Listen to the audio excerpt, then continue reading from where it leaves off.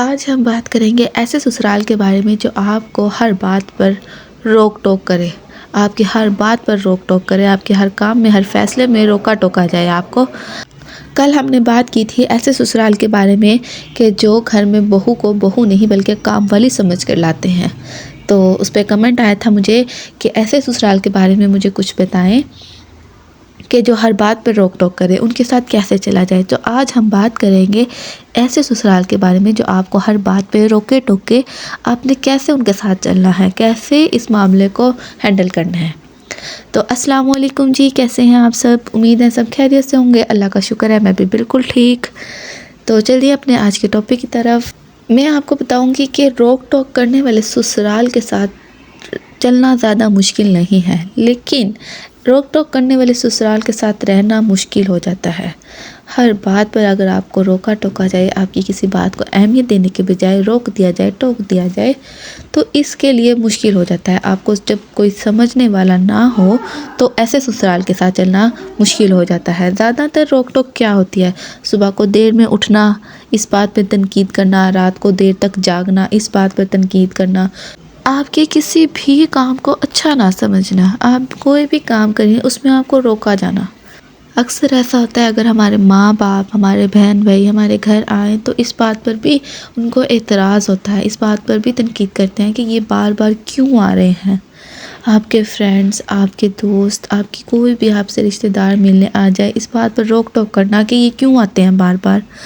या आपके फ़ोन इस्तेमाल करने पर कि हर वक्त फ़ोन पर लगे रहते हो, फ़ोन पे लगी रहती हो, इस बात पर आप पर शक करना, आप पर रोक टोक लगाना, या मियाँ बीवी का आपस में कोई बात छुपा कर रखना, या कमरे का दरवाज़ा हर वक्त बंद रखना, इस बात पर भी एतराज़ होता है कि कमरे का दरवाज़ा क्यों बंद है।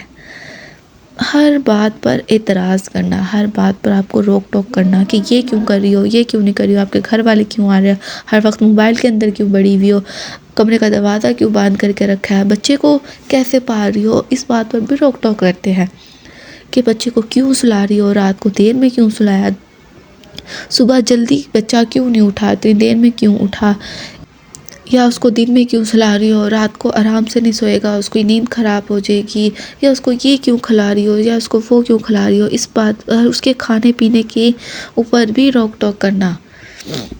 मैं आपको अपने घर की बात बताऊं, अगर मैं आपसे एक छोटे से अपने घर की बात शेयर करती हूँ। मेरा एक बेटा है, रात को उसने अपने बाबा के साथ खेलना होता ही होता है, चाहे मैं उसको दिन में सुलाऊं या ना सुलाऊं, उसने रात को अपने बाबा के साथ खेलना होता है। तकरीबन 1 से 2 घंटे तो पक्के हैं, इन दोनों ने खेलना होता है। इस बात पर मेरे घर वालों को भी एतराज़ होता है कि ये इतनी देर तक क्यों जागता रहा। और फिर बात क्या आती है कि दिन में जो सुलाती है, मेरे बेटे को शुरू से मैंने आदत डाली है दिन में कम से कम 1 या 1.5 घंटा सुलाने की। इससे बच्चा फ्रेश हो जाता है, उसकी शाम अच्छी गुजरती है। अगर मेरा बेटा, मैं अपने बेटे की बताती हूँ कि दिन में ना सोए तो वो शाम को 5-6 बजे ही उसके रोने शुरू हो जाते हैं, हर बात पे ज़िद्दें लगाना, चिड़चिड़ा होना। तो मैं उसको दिन में सुलाती हूँ।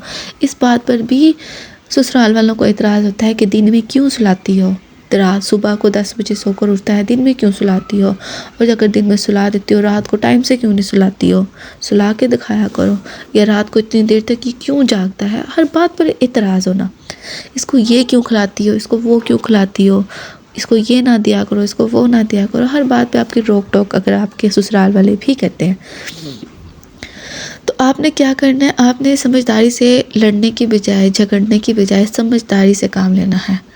हर बात का फ़ौरन जवाब देने की बजाय थोड़ा रुक जाना है, बात को समझना है। अब मैं ऐसे तो नहीं है कि अगर वो मुझे कुछ कहेंगे तो मैं उनके साथ लड़ने लग जाऊं कि आपने ऐसे क्यों किया, या कमरे में जाके रोने लग जाऊं, या इतनी इतनी सी बात को दिल पे ले लूं। आपने सबसे पहले तो ऐसे ससुराल वालों के साथ सब्र करना सीखना है, बर्दाश्त करना है। बर्दाश्त क्या चीज़ होती है इसको समझना है। आपने ये नहीं कहना कि मुझसे नहीं बर्दाश्त होता। बर्दाश्त करना ही उन बातों को होता है जो गलत बातें होती हैं, सही बातों को तो बर्दाश्त हर कोई कर लेता है। बात को बर्दाश्त करना किसे कहते हैं कि अगर आपको कोई कुछ गलत कहे, आपको रोके टोके, आपका दिल दुखाए, आपने उसको बर्दाश्त करना है। तो सबसे पहले तो मैं आपसे कहूँगी आपने करना है बर्दाश्त। आपने फ़ौरन जवाब देने के बजाय, लड़ने झगड़ने के बजाय चुप हो जाना है। 2 मिनट आप चुप होकर देखें कि आगे वो आपसे क्या कहते हैं। अगर तो फिर भी वो बोलते रहें, बाज़ लोगों को ऐसा होता है कि आदत होती है कि ये चुप है, ये जवाब नहीं दे रही, तो अपने आप को वो पता नहीं क्या समझने लग जाते हैं, बोलते जाते हैं। आपने इतना बोलने नहीं देना। आपने 2 मिनट चुप होकर देखना है। अगर तो वो आपको कोई बात कहकर चुप हो गए तो आपने ठीक है इग्नोर करना, नज़रअंदाज करना है कि बस आपने समझ लेना कि इनको आदत है, इनकी फितरत है। बाज़ लोगों को ऐसा होता है कि ना खुद खुश रहने की आदत होती है और ना दूसरे को खुश रहने देते हैं। तो यहाँ आपने अपने दिमाग का इस्तेमाल करना है कि वो खुश रहें ना रहें, आपने खुद खुश रहने की कोशिश करनी है। छोटी मोटी बातों को नज़रअंदाज करके, कोई एक आधी बात को बर्दाश्त करके, हर बात पर लड़ने झगड़ने की बजाय पहले तो आप ये देखें कि आपको रोक टोक करता कौन है। आपने हर रिश्ते को अपने ऊपर बोलने का मौका नहीं देना। आपकी नंदे हैं, आपके जेठ हैं, आपकी देरानी हैं, जेठानी हैं, देवर हैं, आपने हर एक को ये इजाज़त नहीं देनी कि वो आपके ऊपर कुछ भी खड़े होकर बोल सकें।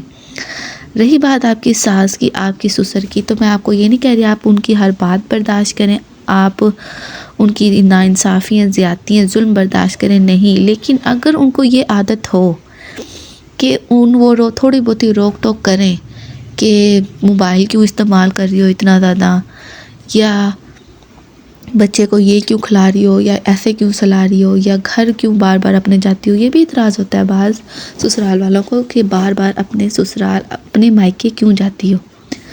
तो अगर आपकी सास या आपका ससुर ऐसी बातें करे तो सबसे पहले तो मैं आपको कहूँगी कि जब इंसान की उम्र हो जाती है ना, मैं यहाँ को एक आपको छोटी सी समझदारी की बात बताती हूँ। आपने ये सोचना है कि ये हो गए हैं बुज़ुर्ग, आपने उनकी किसी बात को, हर बात को बुरा मनाने की बजाय इग्नोर करना होता है, नज़रअंदाज करना होता है। आपने ऐसे नहीं करना कि अगर उन्होंने एक बात आपको कही तो आपने पलट के 10 बातों का जवाब देना उनको। इससे क्या होता है, अल्लाह भी नाराज़ होता है क्योंकि वो बड़े हैं, बुज़ुर्ग हैं, और जब एक उम्र आ जाती है तो उनको एक बात की आदत हो जाती है बोलने की। वो ऐसे चाहते हैं कि हर बात हमारे हिसाब से चले। वो ज़्यादा रोक टोक इसलिए भी करते हैं क्योंकि उनको लगता है कि उनकी हुकूमत कम हो रही है। और ये एहसास दिलाना, अब मैं आपसे अब थोड़ा एहसास की जज्बाती तौर पे एक बात करूँ ना, कि जो माँ बाप होते हैं ना, वो अपने बच्चों को पालते हैं, बड़ा करते हैं, उनकी शादियाँ करते हैं, बहुएँ लाते हैं। तो यार ये सोच कर ना कि इन्होंने पाला, इन्होंने इतना कुछ किया, कोई छोटी मोटी बात नज़रअंदाज कर दिया करो। अब मैं सिर्फ ये आपको माँ बाप की कह रही हूँ, मैं ये नहीं कह रही कि कोई भी कुछ भी उठ के बोले आपको तो आप बर्दाश्त करो, नहीं। अगर सिर्फ रोक टोक वाली आदत है ना, तो ये बात, आप इस बात को ज़्यादा मसला ना समझो कि ये बहुत बड़ा मसला है आपके लिए। मोबाइल चलाने पर उनको इंतराज़ है तो क्या हुआ यार, उनके सामने आपने हर वक्त उनके सामने थोड़ी रहना है। आप कमरे में जाएं, थोड़ी देर मोबाइल चलाएं, रात को थोड़ी देर मोबाइल चलाएं, सुबह चलाएं। मैं आपको ये नहीं कह रही कि आपने नहीं करना, बस छोटी मोटी बातों को नज़रअंदाज कर दिया करें। जो आपको लगता है कि ये कोई इतनी बड़ी बात नहीं है, उसको इग्नोर किया करें, दिल पे ना लिया करें, और फ़ौरन से जवाब भी मत दिया करें। और रही बात कोई ज़्यादा बड़ी बात, तो आहिस्ता आहिस्ता उनको बताया करें, आराम से, धीमे लहजे में। आप अदब से भी उनसे ये बात कर सकती हैं कि आप हर बात नहीं मान सकती उनकी। कोई बातें ऐसी होती हैं, आप आराम से उनकी सोच में डालें कि ये सही है, ये सही नहीं है। अगर आपके माँ बाप के घर आना उनको बुरा लगता है या उनके घर जाना आपको बुरा लगता है, तो आप ये उनको बताएं। खुद लड़ने झगड़ने के बजाय अपने शोहर से बात करें, उनसे कहें कि वो आपके माँ बाप से बात करें कि ये बात आपको अच्छी नहीं लगती। जैसे वो आपके माँ बाप हैं, आपको उनसे मोहब्बत है, ऐसे ही आपकी बहू को भी अपने माँ बाप से मोहब्बत है, और उनके माँ बाप को भी अपनी बेटी से मोहब्बत है। वो भी, उनका भी दिल करता है और अपनी बेटी से मिलें, और बेटी का भी दिल करता है माँ बाप से मिलें। अपने शोहर को एतमाद में लेकर बात करें, खुद लड़ने झगड़ने की बजाय। आप ये ना सोचें कि मैंने हर बात का जवाब देना है, इनका मुँह बंद करवाना है। हर जगह मुँह बंद करवाना या लड़ना झगड़ना नहीं चलता।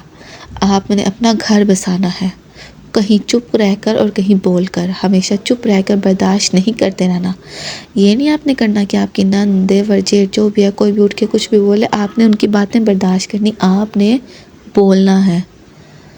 आपने हर किसी की बात बर्दाश्त नहीं करनी, हर किसी को ये इजाज़त नहीं देनी कि कोई भी आपके ऊपर कुछ भी बोल सके या कोई भी तनकीद करे। और मैं आपसे कहूँगी कि रोक टोक करते भी हैं तो क्या, आप अपनी मर्ज़ी करें, आपका जो दिल करता है आप वो करें, आपको जो अच्छा लगता है आप वो करें।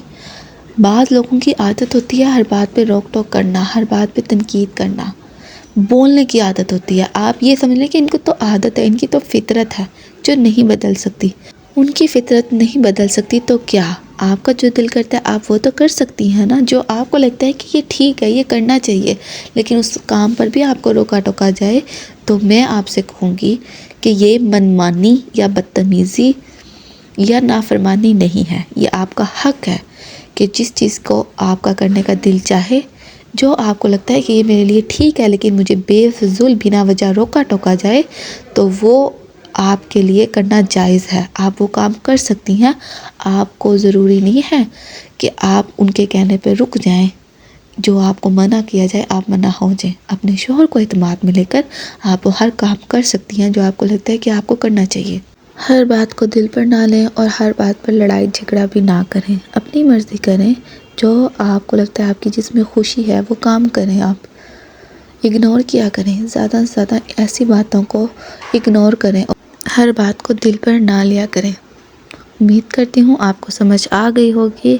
चैनल को सब्सक्राइब एंड वीडियो को शेयर लाजमी कीजिएगा। मिलते हैं अगली वीडियो में, तब तक के लिए अल्लाह हाफिज़।